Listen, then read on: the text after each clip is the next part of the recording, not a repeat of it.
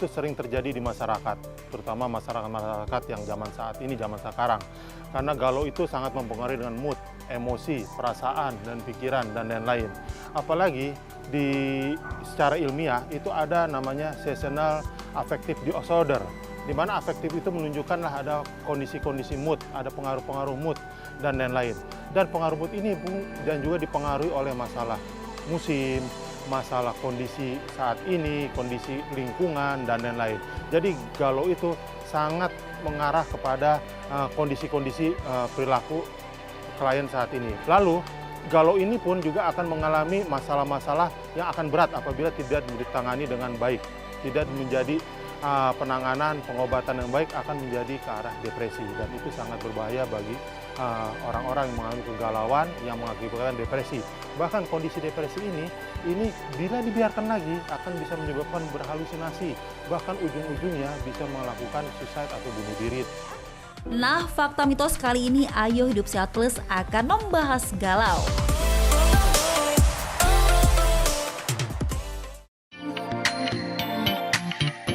Yang pertama, katanya galau adalah penyakit kejiwaan. Itu fakta atau mitos?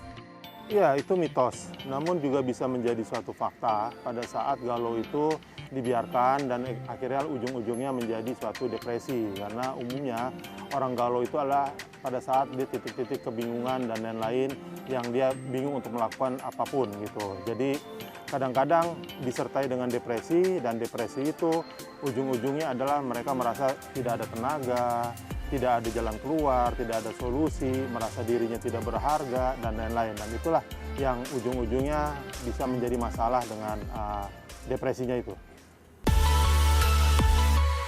Pemirsa, Anda merasa senang saat matahari cerah menyapa dan mungkin berganti sedih kala awan berubah mendung dan hujan. Nah, kenapa ya? Apakah perubahan cuaca juga bisa merubah suasana hati? Itu fakta atau mitos?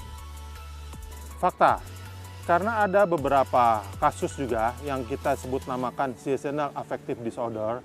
Itu adalah gangguan-gangguan yang salah satu ciri dari depresi, tapi lebih mengarah kepada masalah-masalah yang berhubungan dengan masalah musim. Dan biasanya terjadi pada negara-negara yang mempunyai 4 musim. Biasanya yang kegalauan ini terjadi pada masyarakat yang musim-musim seperti musim-musim gugur atau musim-musim dingin. Dan itu mempengaruhi hormonal mereka.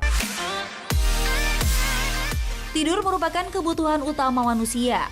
Fungsinya agar sel dalam tubuh bisa bekerja dengan baik, meningkatkan sistem imun, dan pastinya terhindar dari sejumlah penyakit mematikan seperti diabetes, jantung, ataupun stroke.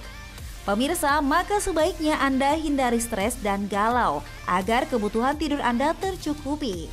Karena katanya galau bisa menyebabkan penurunan kualitas tidur atau insomnia.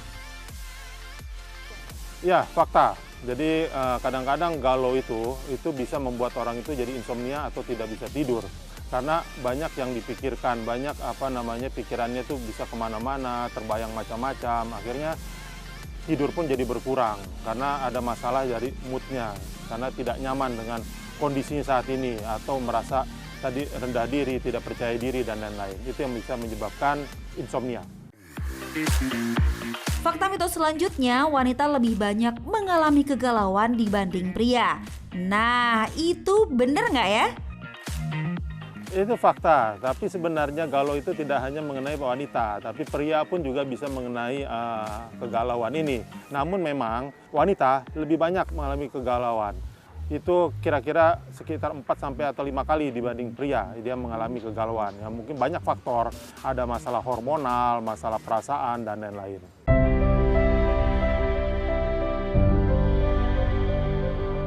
Pemirsa, memang paling gak asik ya berurusan dengan orang galau. Kalau tidak bisa mengelola emosi, salah ngomong sedikit bisa bikin nangis. Apalagi kalau Anda membuka kenangan lama yang dianggap tak menyenangkan. Nah, saat galau ada juga loh orang yang gampang emosi. Tapi itu termasuk galau bukan ya?